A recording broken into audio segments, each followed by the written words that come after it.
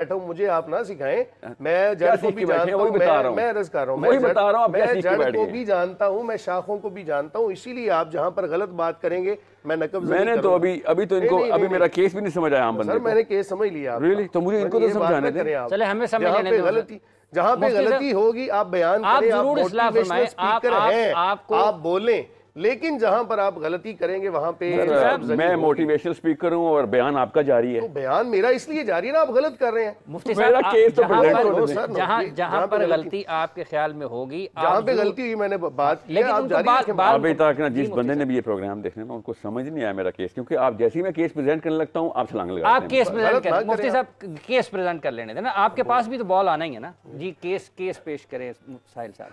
अब हमारे यहाँ मसला ये है नहीं, सुन लेंगे साहिल साहब। हमारे यहाँ आपका नाम क्या है? इनका नाम क्या है? मुफ्ती सखावत मुनीर। सखावत साहब पहले नहीं है पता है, और ना ही आखिरी है। ये मौलवियों ने ना पूरा का पूरा ना एक पूरा ये सेटअप ऐसा बना लिया हुआ है कि अगर कोई आपकी तरह का रोल ना अदा करे तो वो इस्लाम की खिदमत नहीं कर रहा। आप अपने उस रोल में, आप अपने उस रोल में फिक्र नहीं करें। इस्लाम आप पता क्या, हम सब, आप इतनी खूबसूरत मिसाल है ना एक क्लासिकल मौलवी की पाकिस्तान में, इतनी खूबसूरत मिसाल है आप कि हर इंसान उकता गया इस वजह से, हर, क्योंकि ये सिर्फ और सिर्फ किबर की निशानी है कि अगले बंदे की बात ना सुनी जाए। ये सिर्फ किबर की निशानी है कि बात काट के ये बताया जाए कि तुम गलत। आपको किबर की तारीफ ही नहीं आती, आप तारीफ ही गलत कर रहे हैं उसकी। अब देखिए आपने मेरे पे नकब लगाई। भाई एक बंदा गलत बात कर रहा है, एक बंदा गलत बात कर रहा है, उसकी बात को सुनना क्या ये किबर है?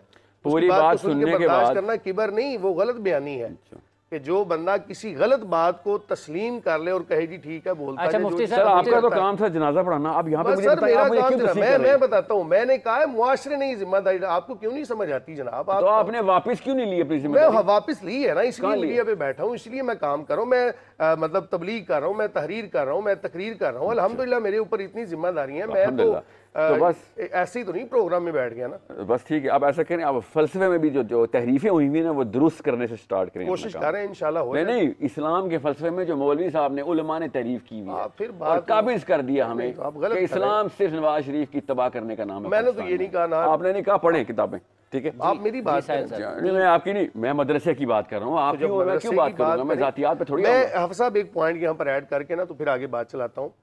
आप जब भी बात करें ना, आप ये कहें कि हर तबके के अंदर अच्छे लोग भी होते हैं, हर तबके अच्छा बुरा कुछ नहीं होता सर, सही गलत की बात होती है। सुन ले मेरी बात, सही आप और गलत अपने फलसफे पे खिलाफ चल रहे हैं, मेरी बात कंप्लीट। सही और गलत का सीगा इस्तेमाल करें, मेरी बात सुन लेना। अब कैसा लगता है बात करते के अंदर, हर तबके के अंदर समझ आई, हर दवाई ना हजम नहीं होती किसी से, बस ये बताना। चलो आप तो हजम कर लेना। जी मैं कर लेता हूँ, आप बयान जारी रखें, आप ही हजम कर लें, बयान जारी रखें। हर तबके के अंदर अच्छे लोग भी होते हैं, बुरे लोग भी होते हैं। सही और गलत पॉइंट को, सही और गलत, और बात एक ये ना, कान इधर से पकड़ लो इधर से, बात तो वही है ना। अच्छा बुरा होना, ये सही गलत बात तो वही है ना कि हर तबके के अंदर अच्छे भी होते हैं बुरे भी।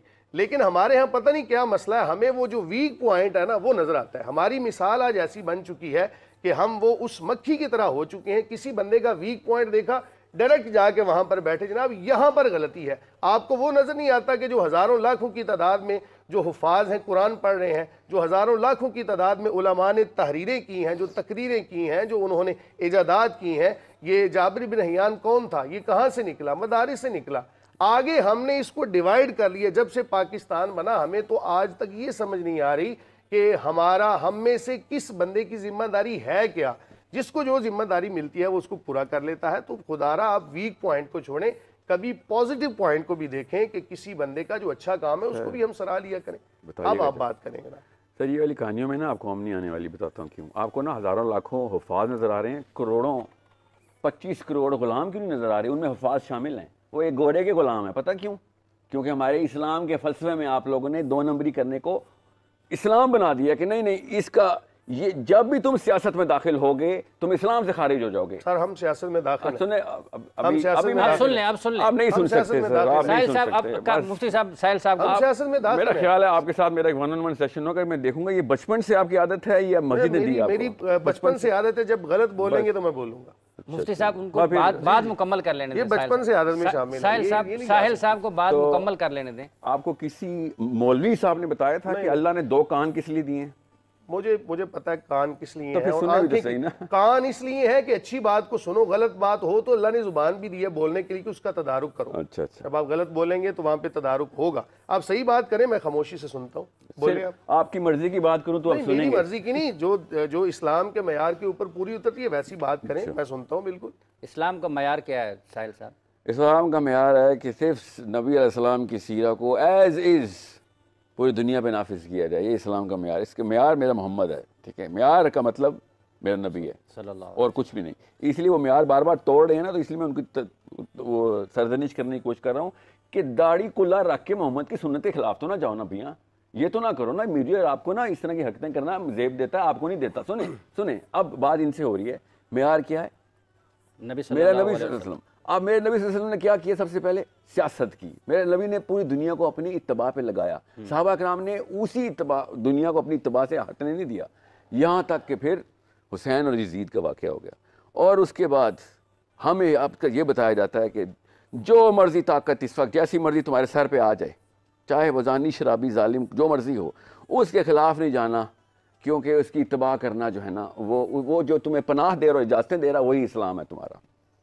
ये इन बात को इनको भाई साहब को इनके लेवल पे पता नहीं होती, या बड़े उलमा के लेवल के ऊपर जो किताबें लिखते हैं ना और वो सनद देते हैं, वो उनकी सनद की काफ़ी सारे लोअर टीयर्स के अंदर मस्जिद आती है।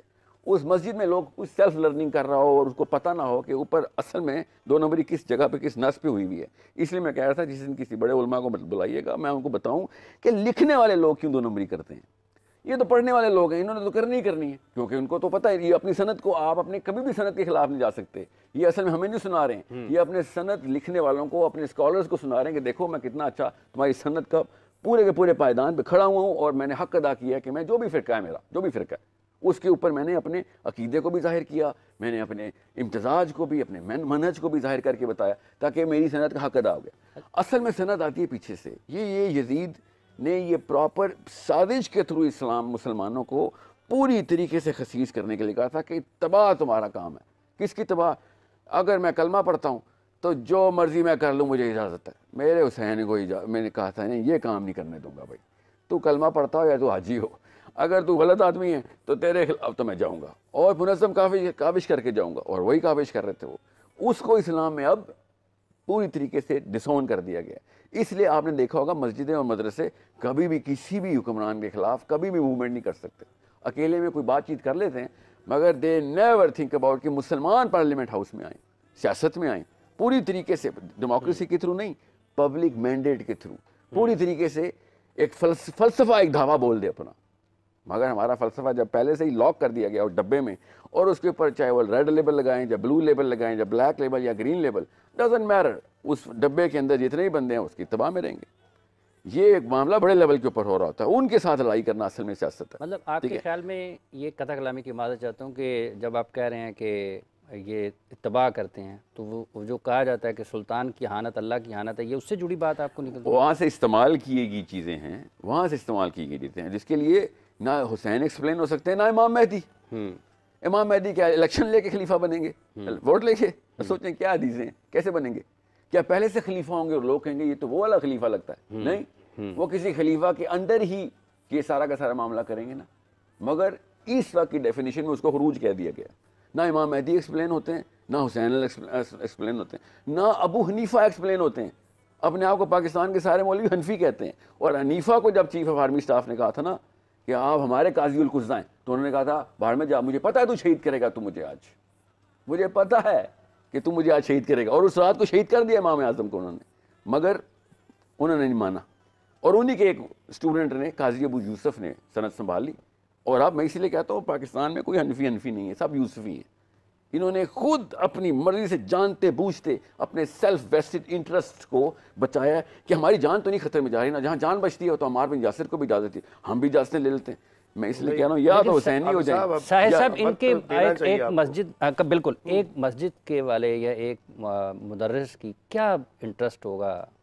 जान बचाने का। क्या सर, जान बचाना बेटा याद रखना, ये है असली। अल्लाह ने कहा था ना, ये वो लोग हैं जिन्होंने अपने नफ्स को खुदा बना लिया कि जान बचाने के ऊपर इस्लाम हर चीज़ों के ऊपर, मेरी तो जान खतरे में आ रही है। आपके समझ थे जाबिर बिन अब्दुल्ला की हदीस पढ़ें आप।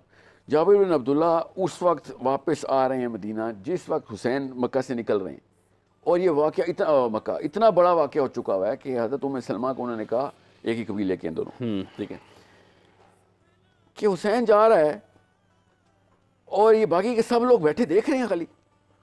आप वो बुखारी की हदीस पढ़ें, उम्मे सलमा का जाबिर बिन अब्दुल्लाह के साथ डायलॉग किया है कि किस जगह के ऊपर इंसान नफ्सियाती तौर पे कॉम्प्रोमाइज़ करेगा अगर इस तरह की कोई भी अलाउंस उसको लेनी आती हो, तो इस लेवल पे सेंस हो तो।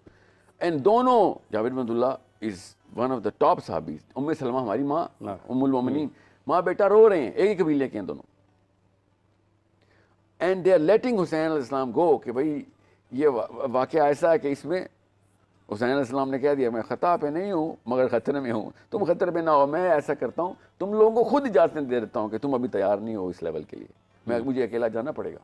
और यही होगा इमाम मेहदी के साथ भी, मैं आपको बता रहा हूँ, अबू हनीफा के साथ भी यही हुआ है। सच बताऊँ, पढ़ेंगे आप तो शाफी के ऊपर भी गर्दन पे तलवार ही मिलेगी आपको खलीफा की, लड़ाई तो करनी पड़ती है, जान तो जाएगी। अब वहाँ पे अब हज़रत अयूब खान रहमतुल्लाह अलैह अमीरुल मोमिनीन पाकिस्तान में डिक्लेयर हुए थे। किसने किया था? मौलवियों ने किया था कि ये इसको अमीरुल मोमिनीन बोलेंगे तो नीचे कोई हुसैन पैदा नहीं होगा।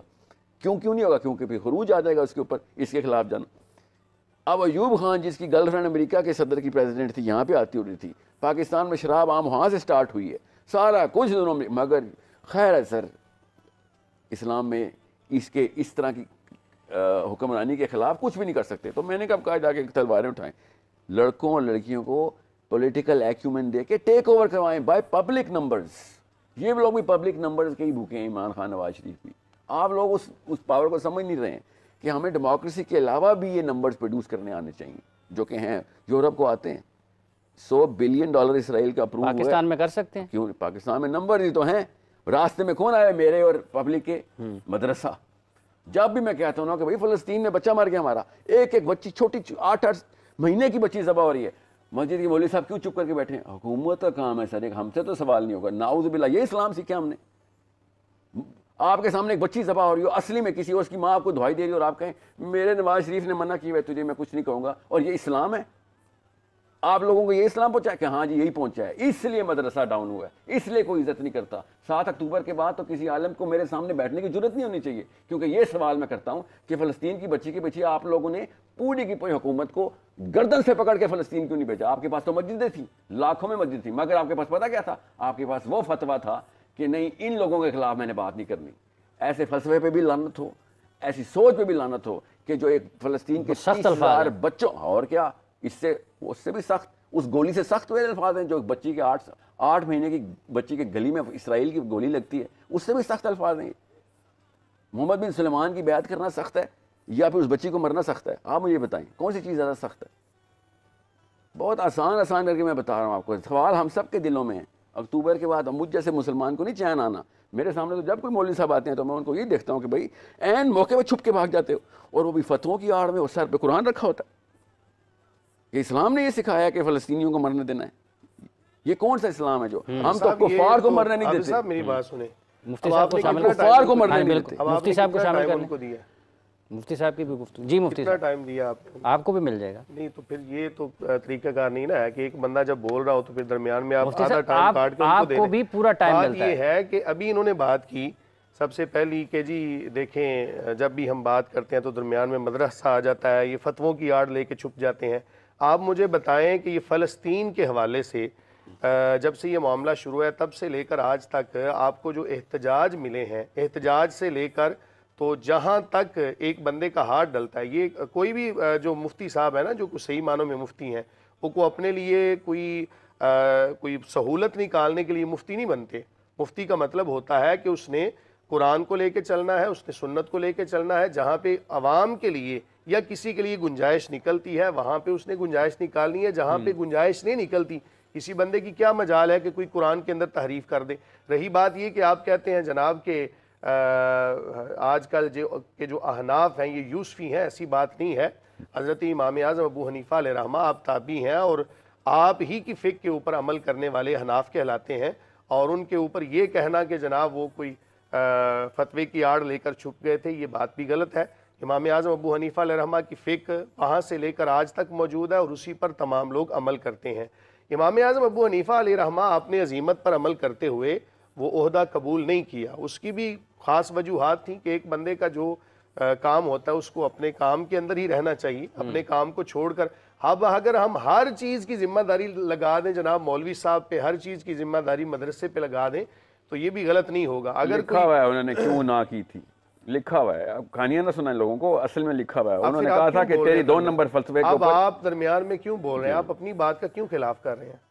अब मेरी बात कंप्लीट होने देना। मैंने आपकी बात कितने तहम्मुल से सुनी है, उसकी वजह ये थी आप गलत बातें भी करते रहे तो मैं खामोश होकर सुनता रहा हूं। बड़े फख्र से कहा था कि गलत बात बर्दाश्त नहीं होती। आपके उसूलों के ऊपर मैं अमल कर रहा था। अब आपको चाहिए कि मेरी बात खामोशी से सुनना।